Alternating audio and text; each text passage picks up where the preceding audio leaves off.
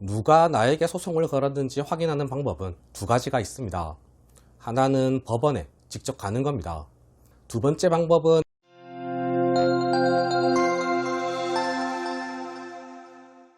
안녕하세요. 노태부 변호사입니다. 좀비 채권이라고 들어보셨나요? 저도 최근에 자료를 찾다가 알게 된 용어입니다. 영화를 보면 좀비는 죽었는데 살아있는 것처럼 움직이면서 주인공을 괴롭힙니다. 좀비 채권도 동일한 의미로 사용되는 것 같습니다. 없다고 생각했는데 어디선가 튀어나와서 채무자를 괴롭히는 채무입니다. 개인의 생 개인 파산을 진행하게 되면 다양한 서류들을 작성해서 제출해야 합니다. 그중 첫 번째 서류가 채권자 목록이라는 서류입니다.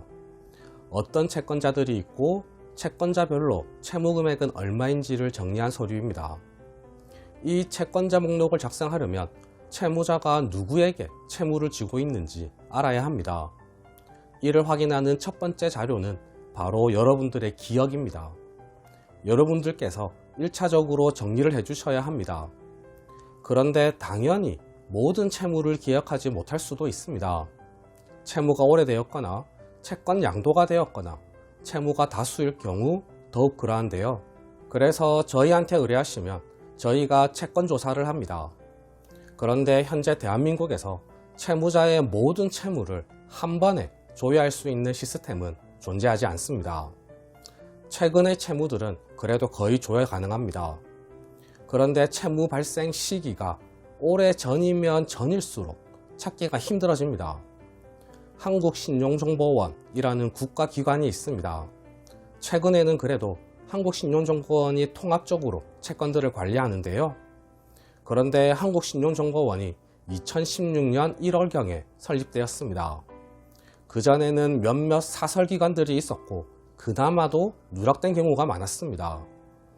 이러다 보니 조회를 해도 나오지 않는 채권들이 있는 겁니다.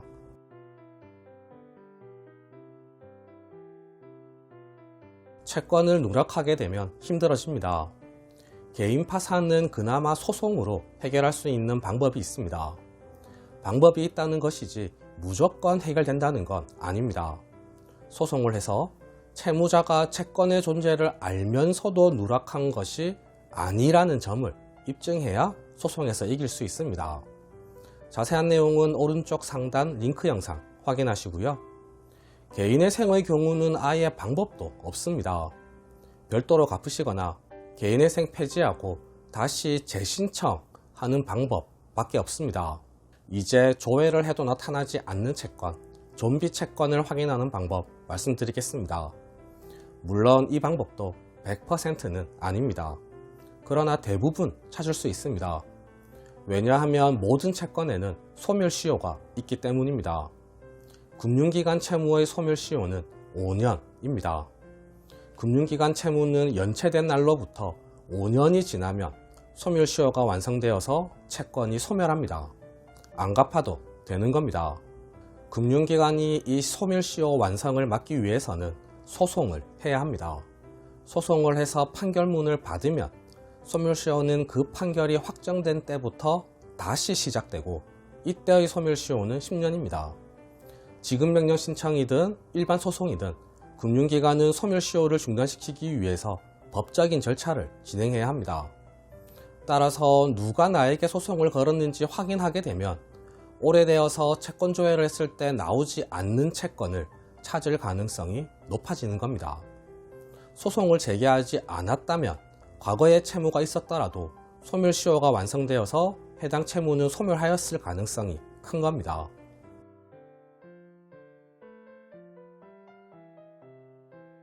누가 나에게 소송을 걸었는지 확인하는 방법은 두 가지가 있습니다.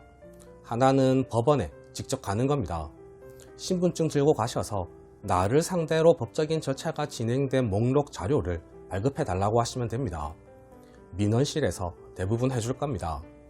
두 번째 방법은 인터넷 나이 사건 검색 사이트에서 확인하는 방법입니다.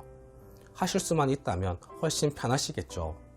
나이 사건 검색 사이트에서 확인하기 위해서는 공동인증서 또는 금융인증서가 있어야 합니다. 확인하는 구체적인 방법에 대해서는 오른쪽 상단에 올려드리는 링크 영상 확인하시고요. 제가 직접 보여드리면서 상세히 설명드렸습니다. 이러한 방법을 통해서 누가 나에게 소송을 걸었는지 확인하게 되면 과거의 오래전 채무라도 찾을 가능성이 매우 높아지는 겁니다. 오래전 채무가 있으신 분들은 개인의 생이나 개인 파산을 의뢰하실 때 꼭 말씀해 주시고요.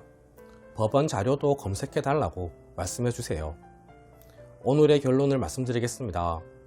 최근 채무는 조회했을 때 거의 나옵니다.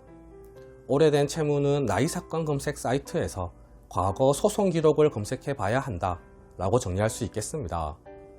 채무는 절대 누락시키면 안 된다는 점 다시 한번 강조드립니다. 네, 오늘 준비한 내용은 모두 말씀드렸습니다. 궁금하신 점이 있으시면 댓글에 남겨주시거나 전화주세요. 제가 직접 상담해 드리겠습니다. 이상 노태구 변호사였습니다. 감사합니다.